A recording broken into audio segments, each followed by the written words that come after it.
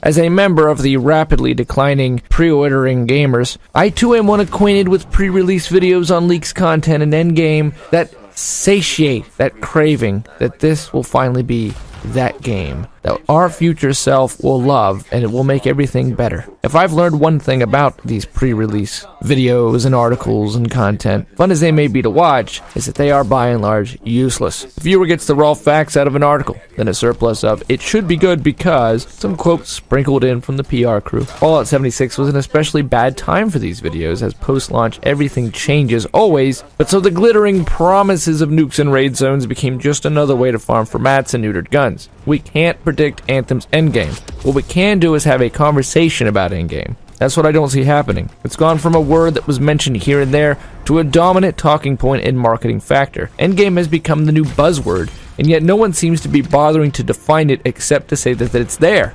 Well-valued listeners, it's always there. This is a fairly new phenomenon, but we now ask early and often after a game's announcement, what is your endgame? What will I be doing after I beat the game? How often is that defined by the companies making the games or us buying them?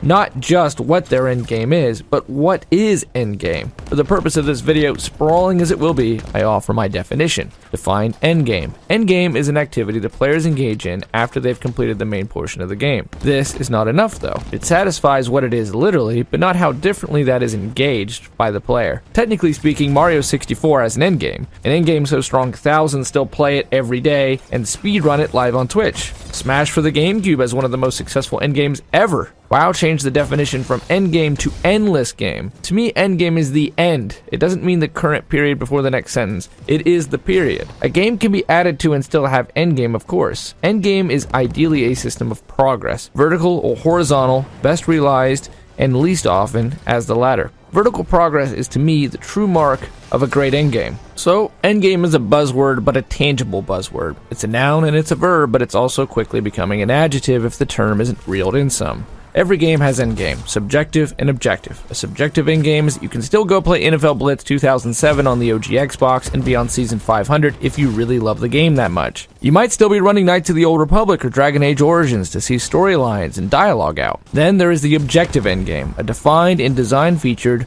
hard-coded into the game design. Examples abound. From the granddaddy of them all, World of Warcraft, WoW, which features raiding, grinding reputation for unlocks, PvP, and grinding for gear. If someone is complaining that Anthem doesn't have a strong endgame, they're looking at the problem through a narrowed lens. Anthem is offering in raw fact a near-identical loop to the granddaddy. Strongholds, cataclysms, and aspirational content, the PR buzzword, perhaps raids, faction reputation points, and epic legendary masterworks items which are spread across 2 upgradable and re-equipable skills, multiple components, and 2 guns. There will be a meta, sure, but it's hard to imagine many 2 storms are going to be the same, which is going to be Anthem's strength. Games are wrestling with this problem because good design dictates creating a loop where skill meets challenge in ever greater proportion, and until a golden algorithm is created that allows for procedural generation of this, developers will have to hard-code and hand-design these content loops for elder players, who will invariably inhale it. Their struggle is how do they defend spending money on creating more endgame? The answer, as of right now, lies in live service. Live service allows for games to be without a subscription model and support those players engaging endgame. Yet, we as players are fighting back against the model. To do so, we need to make peace with either a lack of robust endgame, an endless game like World of Warcraft, and the return back to the sequel model, or accept live service as the cost of supporting a game for 10 years. Me thinks it's stupid for any business to sell their game to Walmart for $30 and then promise the people who buy it in store for $60 10 years of content. Something has to give there, which brings us to the next section. Good, bad, and ugly of endgames. Destiny 2 is a victim of the endgame becoming a marketing buzzword.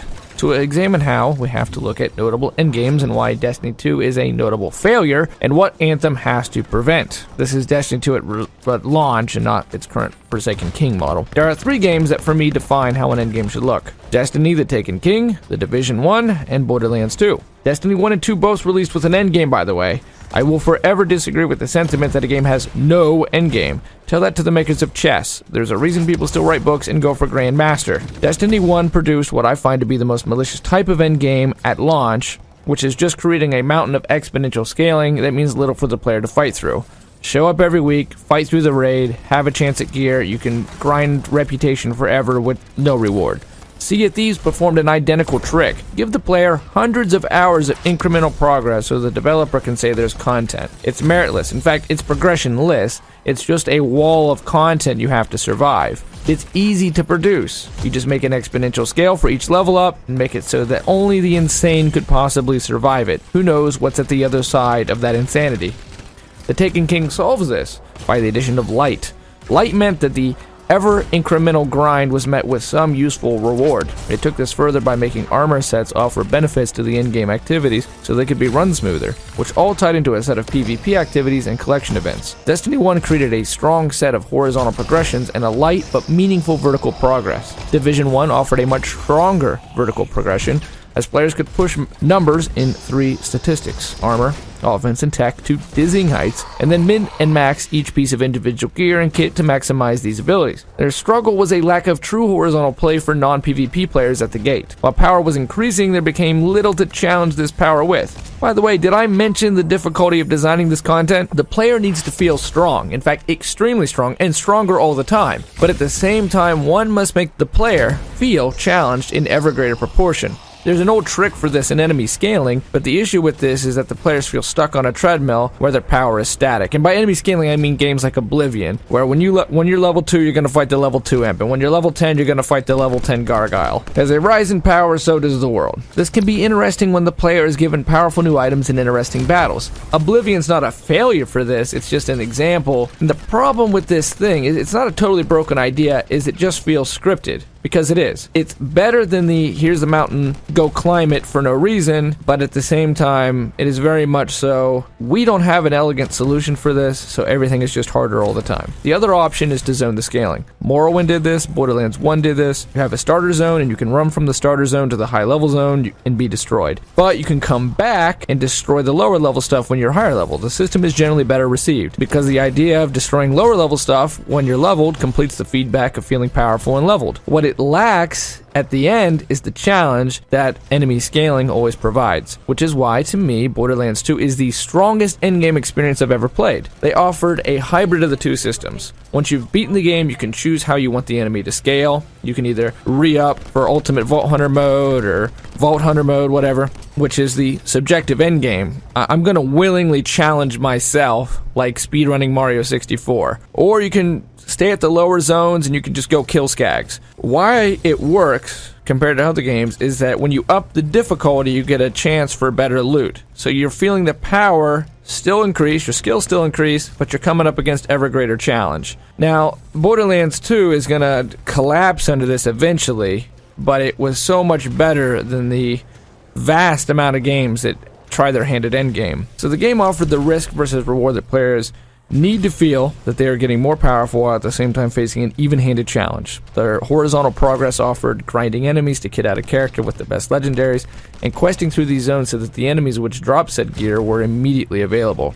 Borderlands 2 created a strong vertical game by creating and introducing Badass Rank, BAR. To me, one of the most elegant solutions to the problems of endgame. Everything you do was met with some reward. Small as it may be, there was a meaningful benefit to the continual grind. So a player was able to feel both horizontal and vertical progression nearly all the time. Gearbox doubled down on this system with being able to prestige and later the Seraph bosses. That isn't to say that Borderlands 2 wasn't broken by this challenge. It was. You could only make so many new campaigns. In fact, what they did was endless campaigning with the OP levels. And so with the introduction of the OP levels and the Seraph bosses, these were just walls that even Borderlands 2 was broken by the challenge that is in-game. And it had to introduce what Sea of Thieves did and Destiny 1 did at launch. And just, here is a mountain of content. You are not going to get much stronger for it. You are not going to benefit from it. But if you just cannot stop playing this game, here is something to do. So they introduced these massively, exponentially scaled grinds for those that wanted more. But I do believe these games came the closest to solving the problem. Now, why is Destiny 2 special in this case? Why is it a victim of the endgame as a marketing buzzword? Destiny 2's endgame was broken by implicitly making it a part of the main offering of the game. Why this is an issue is because in the definition offered by this video, that makes it still the main game. New missions open up, strikes, and playlists. The main game is still there to be beaten. And once you've beaten this, once it's said and done, what true endgame is there? There was a subjective endgame. I wanted to challenge myself by raiding, which didn't offer the gearing reward that made Destiny 1's raid feel smoother each subsequent run. Further throwing this gameplay loop off was that the player had just run through a solid campaign, where they felt a surer but steady power progression. By the end of the campaign, the player was likely overpowered, but this added to the sense that they had re-established their power as a guardian, which is then replaced by Destiny 2 offering horizontal progress in the form of near meaningless exotics outside just a couple, and then some stat boosts that affected things by the milliseconds. Destiny 2 put its endgame design into pure challenge, which made it dead as an action RPG and almost purely subjective. Halo 2 offered better incentives to play online, going up in ranks and dressing up your avatar. Destiny 1's raids offered powerful exotics that kitted out builds and armor that made later runs smoother by offering buffs, and in the meanwhile creating the satisfaction that came when skill met challenge. The challenge of a raid never went away. It just felt better each time as you were more equipped to meet it. The challenge of communication wasn't going anywhere, however. The small vertical progress of Destiny 2 maxing out light was the wall design. A weekly lockout, daily caps, resource caps, etc. You were forced, unless making multiple characters, to spend 3 weeks doing the routine of content, which is simply a hammer and blowtorch solution to players inhaling content. So Destiny 2 was fully aware that it needed an endgame and chose to make it more implicit than ever before, but in doing so neutered it beyond belief. So what I'm saying is, you have to be done with a game. There's nothing that you haven't beat for you to actually engage in game on the level of endgame. Now that I've done everything that there is to do, what else is there for me to engage in? In Borderlands, it's grinding loot, or here's a whole new campaign you can choose to engage with. You've still technically beat the game. It's just giving you, here's the campaign again, but it's harder. In Destiny 2, that wasn't the case. Destiny 2 is saying, you're on endgame now. Everything's telling you you're on the endgame now. You're on the endgame now. But everything else is telling you you're not actually. This is just what's left of the content for us to offer you. And because we know it's not enough, we're going to lock you out of it, meaning anything for you on a weekly basis. And once all of that is said and done, what are you actually left with? You can run around and you can grab planetary resources at the pace of about 5 per hour. Which is why, even though I think that actually Destiny 2 is a victim in this case, because I think that they knew that they had to design it, they knew they had to talk about it, and so they tried to highlight it and make it as obvious as they possibly could. But beneath it all, the core, the fundamental of what an endgame is, wasn't actually there for it. The state of games media on YouTube dictates that I'm supposed to now ask a buzzy question like, is Anthem doomed? Was it murdered? Are we living? Have we been born yet? Are we alive? But lucky for us, these videos in this channel is a small community, and I assume I'm primarily talking to our Twitch community, so we can keep the question honest. Will we play Anthem?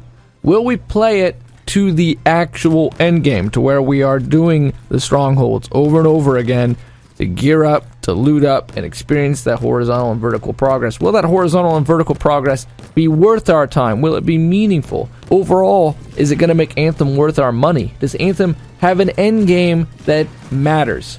And if it does that matter? Ostensibly, to the modern gamer, end game is all they care about. We want more, but why would a developer do more if only 8% of players rate? If 0.001% of players have reached Twine Peaks in Fortnite, if even less than that reach the OP levels in Borderlands 2?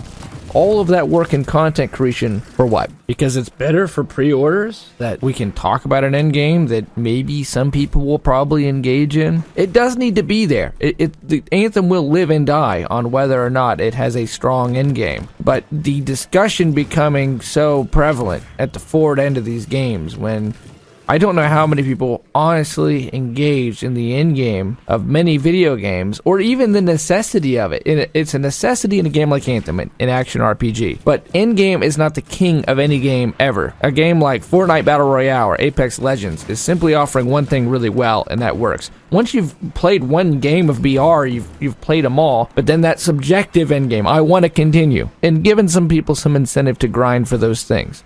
All end games, in my opinion, are first and foremost a subjective want to go forward. The game is best designed to offer an objective reward, though, both horizontal and vertical, to satiate the players wanting to go on. And this is as old as chess. An RPG like Anthem doubly needs to do this so that players never feel as if their javelin has stopped growing. It will live and die on this discussion, but I do think that the discussion is too upfront on what we're paying attention to with Anthem. I think that if the main offering is as good as, say, Borderlands 1 or 2, we're going to be fine. Anthem is offering an endgame, by the way. I touched on this at the beginning of the video. You're going to have a reputation grind. You're going to have a gear grind. You're going to have endgame activities like strongholds for challenges and so-called aspirational content. We don't know what that is. Let's just say it's PR buzz, but probably raids or something. And the point being made across YouTube is that endgame is something Anthem will fail at, while at the same time failing to respect the challenge of designing and rewarding a truly great endgame. And that no game has ever, to my mind or in my experience, ever perfected that design challenge. Good enough will do it for Anthem. It just needs to be there. If the game releases with an endgame similar to Destiny the Taken King or Division 1 or Borderlands 2, that will keep it for years. So, I've pre-ordered Anthem, like I've pre-ordered the last half dozens of these looter-shooter titles. I think maybe when I was first at this, I was a bit smarter. I bought The Division as a streamer because I only ever expected to play The Division. But now I know that's crap. I don't want to just play The Division. You could, but I don't want to, and I don't think many of you do either. Be just totally married to a game, and I think that we think that our future self will be married to a game, will do all the content, and hence the now abundance, the copious amount of special editions and super editions and season passes, because the publishers are smart enough to know that we think that this will be the game that we really get invested in. That's the next thing that the businesses are learning. EA is just big enough to gut punch the reality, as disheartening as it may seem. If sales are down, what really is occurring? We are saying one thing and doing another. Less than 8% of players did a raid in Destiny again, and it was balanced in its sequel because of this. They put almost all of their weight on that early, strong start. And let's be real, Destiny 2 had a solid early and mid game. One could fly through it, the power was palatable, then it stopped. We as players were angry, the dramatic cycle we've become so familiar with played itself out. I have to ask myself, were we rightfully angry? I remember the first Gears of War was docked points on an otherwise perfect scores for being too short.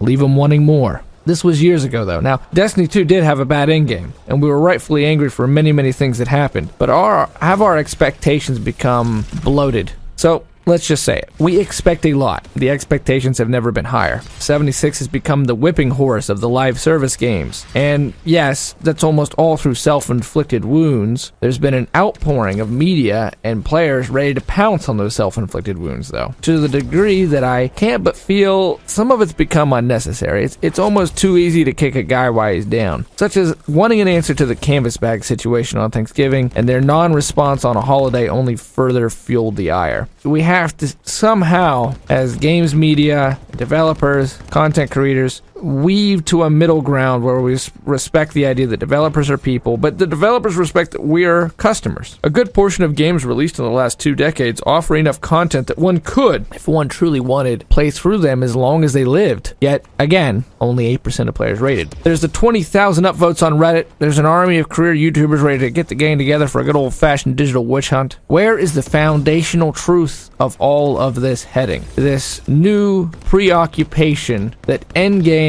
is the game. To me, the foundational truth is in the fundamentals. That fundamental is technical fidelity. Does the game release buggy as hell, frustratingly glitchy, nigh unplayable, or does it release like Doom or Titanfall, smooth and bug-free? The next is game design. There are Roblox games that are awful at the face of it, but because they've created a good game loop, I can sink 100 hours into. I dare you, in fact, I double dog dare you, no tagbacks, yada yada, to play Lumber Tycoon 2. And if you're into that kind of thing, not get hooked. There are some great games on Roblox. Yeah, they're Roblox games, so graphically they don't look that good. The audio tends to either have copyright issues or it's just plain old-fashioned not there. But if you can design the game properly and give players that skill meets challenge loop, it's gonna work. And if Anthem does that, it's gonna work. Good game design, regardless of bells and whistles. Destiny. Good social managers and marketing has always been the king. Something else, a member of our Twitch community sings the praises of Assassin's Creed Odyssey. What do you know? Going back to the loop we've known since the days of Pong can still win the day. The Great Wilso talks about how in Elder Scrolls Online there's a good, solid horizontal progression as players wait for the next content as you get champion points. Anthem could probably benefit greatly from a system like that. I believe a good portion of the disappointment in our modern day video games is that far too often the horse is put before the plow. There's a reason we clamor for even a BioShock to release anew. But I seriously doubt that BioShock could do as good today. There'll be questions abound. Where's the end game? Where's the multiplayer? It's content light, yet BioShock is a classic. Like an addict, the marketing team promises us that this next injection of cash to this next pre-order will give us that hit that we so want. Another Borderlands 2, another Oblivion. In fact, it's a hit that a little game like Roblox can satisfy. Yet it feels so much safer and wiser to toss another $100 at the screen because this game says it's really going to do it right. But again, the fundamentals of it have never gone away. We've all been burned, screwed. We got churned through a corporate process that reimagined the whole thing, and what's old is new and what's new is old. This industry has been here before. I leave you with footage and questions. Anthem is offering a loot grind at the end. It can work. We're getting 3 strongholds, and the promise of devs saying endgame content is top on their list. Endgame is extremely hard to pull off. We're asking for unlimited content. It doesn't make much sense from a business standpoint, a story standpoint, or even practically speaking, as a return for our last time to the fact that only 8% of players in Destiny did a raid. We're not really playing these things forever. If we did, we wouldn't buy the next game or the next. Companies are aware of this fact, but they are playing the marketing game with us. And so what does that honestly mean for us?